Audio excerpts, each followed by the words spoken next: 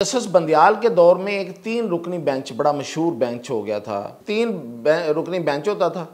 कोई भी केस है, वो पार्लियामेंट से मुतल्लक है, वो इलेक्शन से मुतल्लक है, वो पीटीआई से मुतल्लक है, ये 3 रुकनी बेंच सुनता था। चीफ जस्टिस अपनी मर्जी से बेंच बनाते थे। होना ये शुरू हो गया था कि बेंच जैसे ही अनाउंस होता था लोगों को फैसले का पता चल जाता था। सितम ज़रीफ़ी ये है कि वो वैसे ही आता था फैसला। अच्छा, 5 रुकनी बेंच क्यों बनाया कि इससे पहले भी ये प्रैक्टिस थी कि जो आइन के मुताबिक की कोई बात है या कोई कानून से मुतल्लिक कोई बात है तो वो 5 रुकनी बेंच, लार्जर बेंच ही सुने, 3 रुकनी ना सुने। मतलब ये कि फ़ैसले जो हैं वो इंसाफ से ज़्यादा करीन क्यास हों। जो फ़ैसला आया है सुप्रीम कोर्ट का मखसूस नशिस्तों पे, उसी के रोशनी में किया, उसमें उसको उसके साथ पढ़ने में अब कोई हर्ज नहीं है। बेसिकली उस फैसले के ख़िलाफ़ कानून पास किया कि सुप्रीम कोर्ट के 8 जजेस ने जो फ़ैसला दिया है वो ठीक नहीं है, वो गलत है। ये पार्लियामेंट ने कह दिया, कानून पास करके कह दिया कि उन्होंने कहा कि आपने जो कहा है कि ये अरकान उधर जा सकते हैं जिन्होंने पहले किसी और जमात में हलफ लिया था, गलत।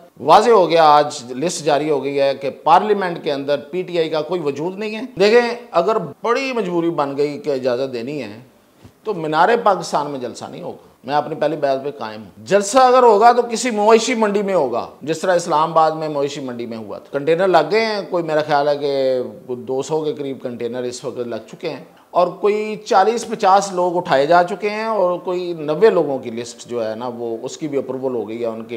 उनकी गिरफ्तारी के वारंट भी अप्रूव हो गए। नाजरीन, आज हम बात कर रहे हैं कि लाहौर में पीटीआई ने जो जलसा करने का ऐलान किया हुआ है बड़े तबले जंग के साथ, वो हो भी पाएगा मीनार पाकिस्तान पर या नहीं।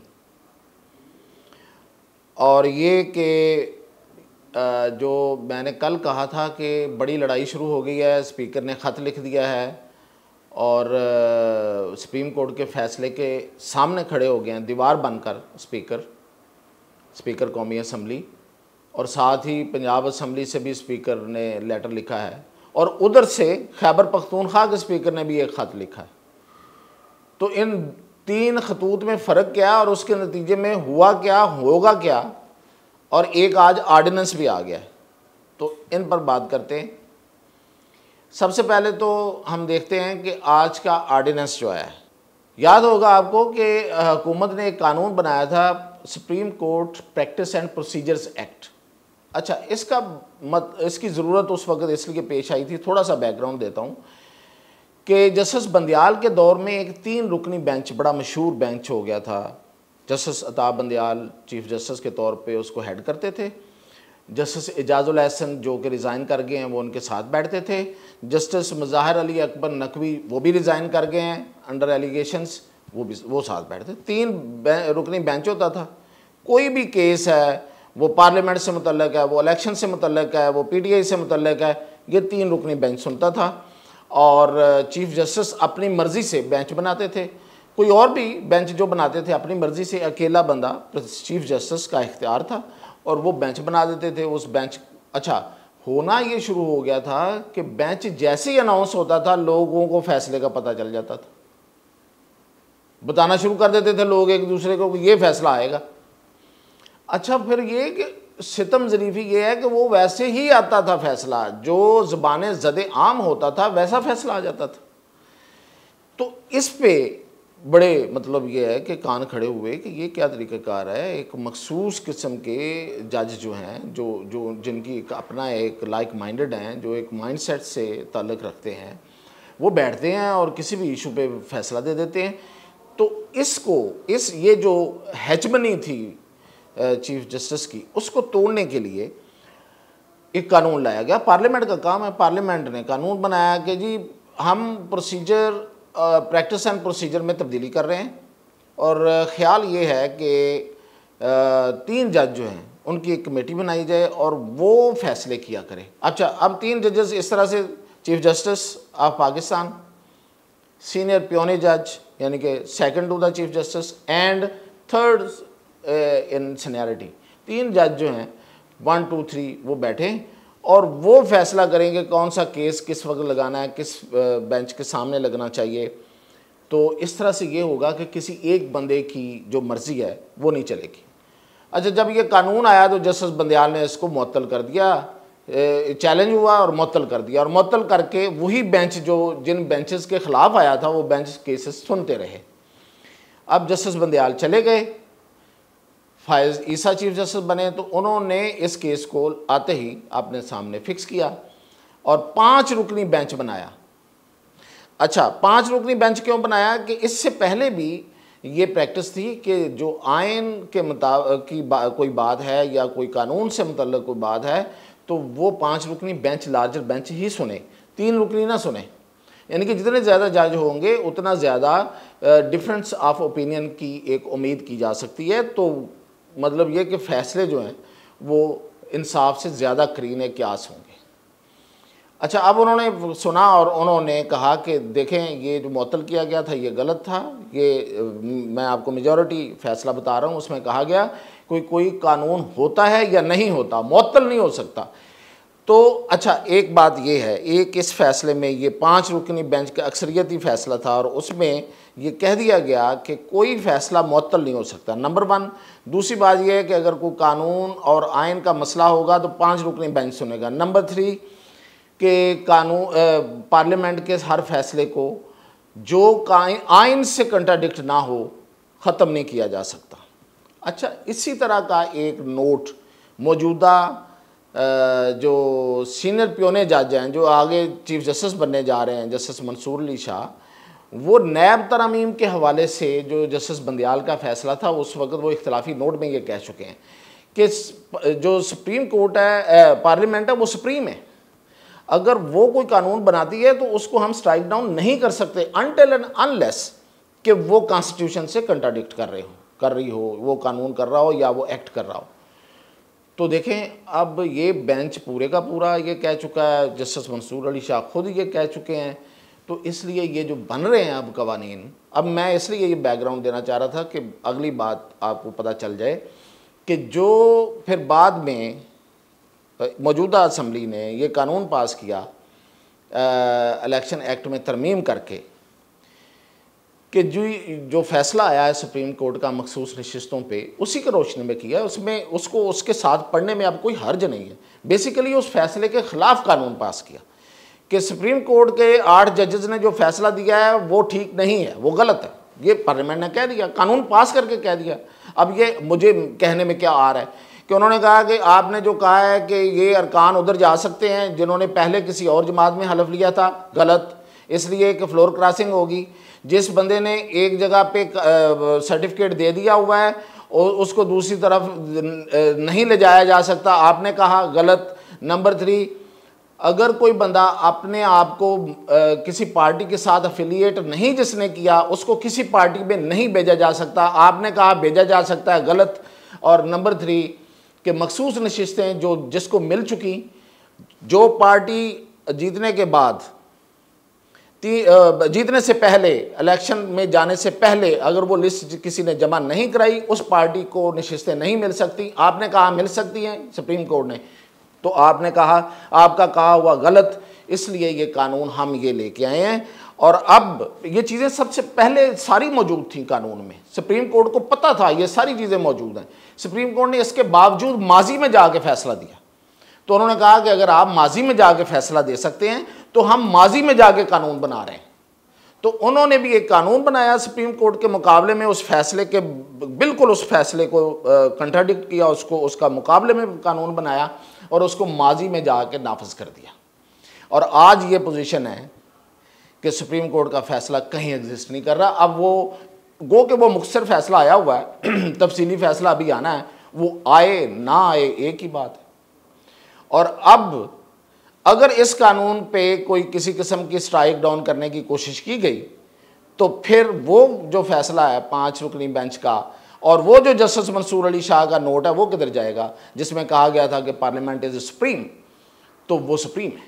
वो पहले अगर सुप्रीम थी तो आज भी वो सुप्रीम है। पार्लियामेंट का तो तब्दील नहीं होती ना, जो एक बात है वो तो फिर दूसरी दफ़ा तो नहीं की जा सकती। तो इसलिए ये कानून अब मौजूद है और उसके नतीजे में वाज़े हो गया, आज लिस्ट जारी हो गई है कि पार्लियामेंट के अंदर पीटीआई का कोई वजूद नहीं है और सुन्नी इत्तेहाद है और उसके लोगों की तादाद इतनी है, लेकिन उनको मखसूस नशिस्तें नहीं मिलेंगी क्योंकि उन्होंने अप्लाई नहीं किया था, दरख्वास्त नहीं दी हुई पहले से। और मखसूस नशिस्तें जो थीं वो उसी तरह जो बाकी रह गई थी, जो इनकी हैं, जो इनको मिलनी थी, इनकी हैं नहीं, इनको मिलनी थी, वो बाकियों को तकसीम हो चुकी हैं, वो उसी तरह तकसीम रहेंगी। तो इस वक्त आज की जो लिस्ट जारी हुई है कौमी असम्बली के सेक्रेटेरिएट से, उसके मुताबिक हुकूमत के पास 2/3 मेजॉरिटी है। अब मौलाना की भी ज़रूरत नहीं है हुकूमत को कोई भी कानून साजी या आइन साजी या आइनी तरमीम करने के लिए। तो ये सबसे बड़ी आज की जो थी वो ये डेवलपमेंट थी।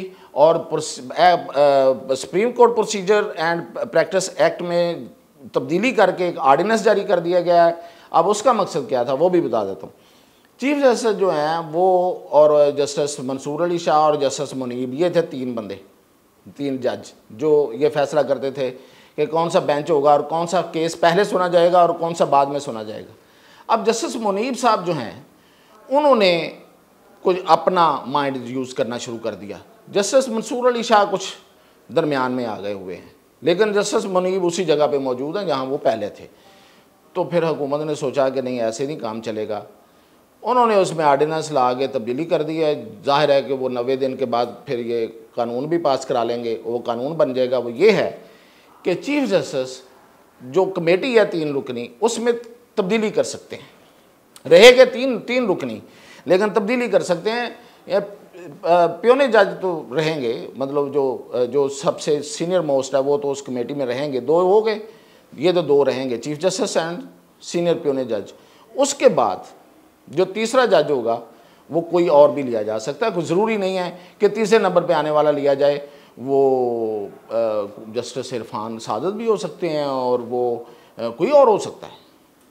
तो वो मिलके फ़ैसले करेंगे, तो उसके मुताबिक फ़ैसला होगा। अब ये नहीं होगा कि जस्टिस मुनीब चाहेंगे तो होगा, नहीं चाहेंगे तो नहीं होगा। तो ये उन्होंने कर दिया। अब आ जाते हैं हम जलसे पे।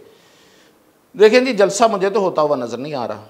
बहुत शुरू में मैंने फ़ैसला दे दिया इसलिए कि पीटीआई ने दरख्वास्त दी नहीं थी डीसी को, वो चले गए सीधे हाई कोर्ट। हाई कोर्ट ने उस पर लार्जर बेंच बना दिया। आज लार्जर बेंच ने समाअत की और उन्होंने कहा कि अभी दरख्वास्त दें आप डीसी को, तो कोर्ट में ही दरख्वास्त दी गई। अब डीसी को हाई कोर्ट के बेंच ने ये कहा है कि भाई आज 5 बजे तक फैसला कर दें, कानून के मुताबिक फ़ैसला कर दें। अब डीसी ने कानून के मुताबिक फ़ैसला करना है, तो क्या करेगा? आपका क्या ख्याल है? क्या लाहौर में जलसा होने दिया जाएगा? देखें, अगर बड़ी मजबूरी बन गई कि इजाज़त देनी है, तो मीनारे पाकिस्तान में जलसा नहीं होगा। मैं अपनी पहली बात पे कायम हूँ। जलसा अगर होगा तो किसी मवेशी मंडी में होगा, जिस तरह इस्लामाबाद में मवेशी मंडी में हुआ था। और वो एक है काना के पास, कसूर की तरफ जाते हुए, उसको पहले ही वैसे बंद कर दिया उन्होंने कंटेनर लगा के। अब तक की इतला मैं आपको दे रहा हूँ। और उसको रास्ते कौन से लगते हैं? फिरोजपुर रोड और ring road. Ring road link करती है मोटरवे के साथ। अब एक रास्ता आप मोटरवे पे ब्लॉक कर दें, दूसरा आप रिंग रोड को बंद कर दें, इसको फिरोजपुर रोड को बंद कर दें, और तीसरा उसको जो रास्ता आता है वो आता है कसूर वाली जो मोटरवे है। तो वो तो उधर से आने वालों के लिए है ना, तो पेशावर से आने वालों के लिए और सेंट्रल पंजाब और इस तरफ के पंजाब से आने वालों के लिए तो रास्ते बंद। ये 2 रास्ते बंद और बंद, सब बंद। तो कंटेनर लग गए हैं, कोई मेरा ख्याल है कि 200 के करीब कंटेनर इस वक्त लग चुके हैं, और कोई 40-50 लोग उठाए जा चुके हैं, और कोई 90 लोगों की लिस्ट जो है ना वो उसकी भी अप्रूवल हो गई है। उनकी गिरफ्तारी के वारंट भी अप्रूव हो गए। और आपको पता है कि अप्रूवल तो ली जाती है कुछ लोगों की, बगैर अप्रूवल के कितने उठाए जाते हैं किसी को पता ही नहीं होता। तो बंदे इधर उधर से उठा के यहाँ तो एक खौफ और टेरर होगा, रास्ते बंद होंगे, डीसी जो है वो नोटिफाई नहीं करेगा, और अगर कोई बहुत मजबूरी हुई तो काना की मवेशी मंडी का नोटिफाई कर दिया जाएगा। तो फिर एक लंबा रास्ता है, कहाँ से पेशावर से चलना है, अटक पुल आएगा पहले, वो इम्तहान है, वो गुजरना है। अटक पुल जो पंजाब की एंट्री है, अटक पुल के बाद फिर आगे बहुत से रास्ते हैं, वो गुजरते गुजरते पता नहीं कितने लोग रह जाएंगे और कितने लोग आगे आ सकेंगे, और कितने आ सकेंगे वो आप देख लीजिएगा, वो हम भी देखेंगे। लेकिन ये है कि अब तक की सूरत हाल ये है, आज था जुमा, आज अदालत ने ऑर्डर दिया, डीसी के पास को कहा 5 बजे का टाइम है, 5 बजे के बाद तो अदालत नहीं लगती। कल हफ्ते को रोज़ भी ये बेंच नहीं बैठेगा अब तक के शेड्यूल के मुताबिक, और हफ्ते को वैसे भी हाई कोर्ट का बड़ा ज़रूरी एक आध बेंच होता है, जज बैठा होता है, बाकी तो बेंच लगती ही नहीं है। पीर को जाके ये केस सुना जा सकता है। अब ये अदालत रात को खुलेगी, कल खुलेगी छुट्टी के रोज़, ये नहीं पता, लेकिन मंडे को जाके खुलेगी। उस वक्त तक जलसे की तारीख गुजर चुकी होगी, तो नतीजा अखज़ करना कोई ज़्यादा मुश्किल नहीं है। लेकिन देखते हैं कि इसके बावजूद फिर पीटीआई वाले जो हैं वो क्या कर दिखाते हैं, ये अब पीटीआई वालों पे है। तो बाकी अपडेट इंशाल्लाह कल।